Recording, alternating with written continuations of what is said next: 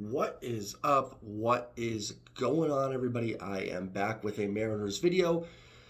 And as you can see from the topic of this, or the title of the video, we're going to be talking about Mr. Nelson Cruz. Before I get started, if you guys can, hit that sub button, hit the like button, and don't forget to comment as well. I think you'll enjoy all my Mariners post games. I do 2 to 3 live streams a week for Mariners game.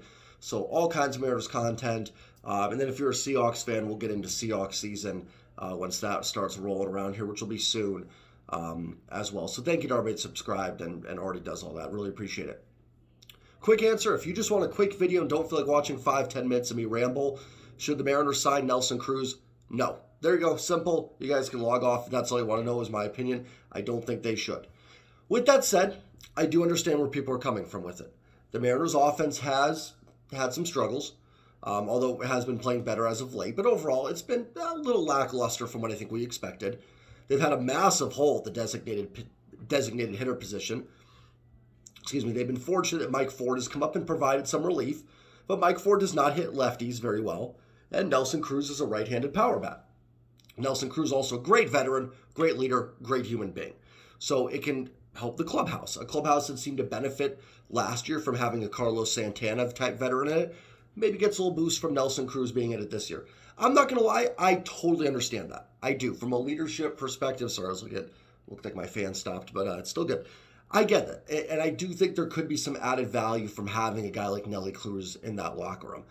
But if you want to do that, and first of all, Cruz was, I should start with this, he was designated for a sign by the Padres, so no guarantee what's going to happen there. More than likely, he's going to be released.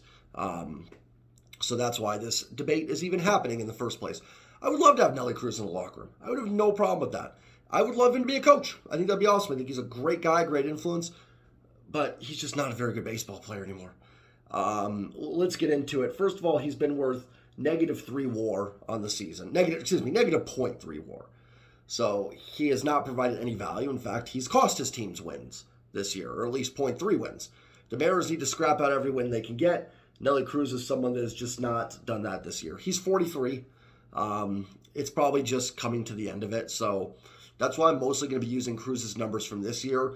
Because it'd be like, yeah, if we use Miguel Cabrera's career stats, he's an amazing player. 2023, Miguel Cabrera, not so great. A little bit of the same for Nelson Cruz. Now, one thing I did want to look at was the splits. If he was mashing left-handed pitching and just getting overexposed against righties, I'd say maybe there's a place for him on this roster. But let's see what we got here. In 89 plate appearances against lefties, he's batting .241, 386 slugging, 666 OPS, 3 homers, 13 RBIs. I don't really care about the RBIs. Those aren't good numbers. In fact, he's actually been better against right-handed pitching, but it still hasn't been good. It's a 702 OPS, 417 slugging, a little bit better OBP, 286 versus 281, and in less at-bats, 63. Nelson Cruz also has no defensive value whatsoever.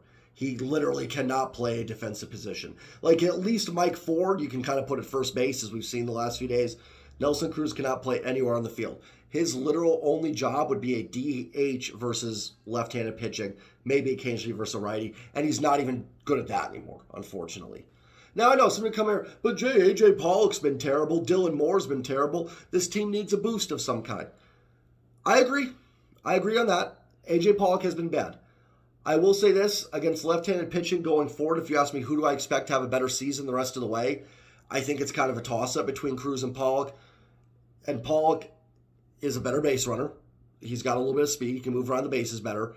And he can play defense. Is he great at it anymore? He's probably average. But he can at least go play every position in the outfield in a pinch. Dylan Moore. Yes, Dylan Moore's been awful since he's come back up. I think he could use a little time in AAA to get the timing down. But Dylan Moore can play everywhere on a baseball field. He can steal a base for you in extra innings. He has value outside of his bat. A.J. Pollock less so, certainly, than Dylan Moore. Pollock does not have a lot of it, but he's got a little bit. Nelson Cruz has no base running ability. Now, I'm not listen, if it's Nelson Cruz of 2016, I don't care about his base running because he's hitting me 45 home runs and OPSing 980, don't care. But when you're OPSing 650 and you don't do anything else, your value is nothing. Like, Nelson Cruz can't run the bases. He can't play any field defensively. Like, there's no value there outside of a bat. And the bat just hasn't been very good. It's probably done. I love Nelson Cruz. He's one of my favorite Mariners, and by all accounts, one of the best guys in baseball. I get people wanting to bring him in. I know we want that spark, that Carlos Santana spark that we got last year. Remember, too, Santana was originally brought over when Ty France got hurt. So, like, if right now the Mariners suffered a bunch of injuries, like if Mike Ford and Ty France has been hurt, if Ty France misses more significant time, Ty France gets hurt or something, Ty France misses more time, Mike Ford somehow gets hurt or something, then yeah, you got to try everything you can try and do everything you can. Maybe at that point, fine, you take a flyer for a couple weeks and see what happens. Santana was brought over last year because Ty France was going to be out a month and a half with that injury. So they brought over Santana to kind of fill in that first baseman spot, and then he kind of platooned DH a little bit, or stayed in that role as the season went along. You also had like guys like Jesse Winker failing, so I wonder if Winker would have hit better had Santana gotten less at-bats, stuff like that. Now, that doesn't mean there's not room on this Mariners roster. I get it. You guys can tell me, well, Pollock, Moore, all these guys are struggling. I get that. I do. And I'm okay with looking to make upgrades on them. I am. I don't think Nelson Cruz is the answer. I don't think Nelson Cruz is going to change a whole lot. And if you love his clubhouse presence, call him up and be like, Nelly, do you want to come kind of be an assistant coach for us for the rest of the year? Make up a position and put him in there. If that's the only thing you're worried about and what you want, then get him in here. But he doesn't need at-bats. His at-bats are being worth negative this year. So have A.J. Pollock, but A.J. Pollock can at least give you some defensive value possibly. And I'm all for the Mariners looking to make an upgrade on A.J. Pollock. I am. Nelson Cruz is not it. Nelson Cruz is going to give you two players on your roster with Cruz and Ford that pretty much cannot play any positions on the field. Now, Mike Ford has made up for it with a bat this year. His bat's been really good. If that was Nelson Cruz, bring him in. If that was also Nelson Cruz, he wouldn't be DFA'd by the Padres. No, Nelson Cruz is not an answer. No, I would not bring in Nelson Cruz outside of for a coaching spot or something like that. It's just not good anymore. The numbers are there, and then you're getting no value anywhere else from a baseball perspective. Nelson Cruz is not going to make this team better. Again, could be famous last words. Maybe they bring him in, and he just mashes for half a season. I don't know. That would be amazing. I would absolutely love that if that happened. That would be one of the coolest things to happen. I don't see that happening. I think you stay away from Nelson Cruz. I think if Nelson Cruz hadn't been a Mariner, we wouldn't even be looking or mentioning his name.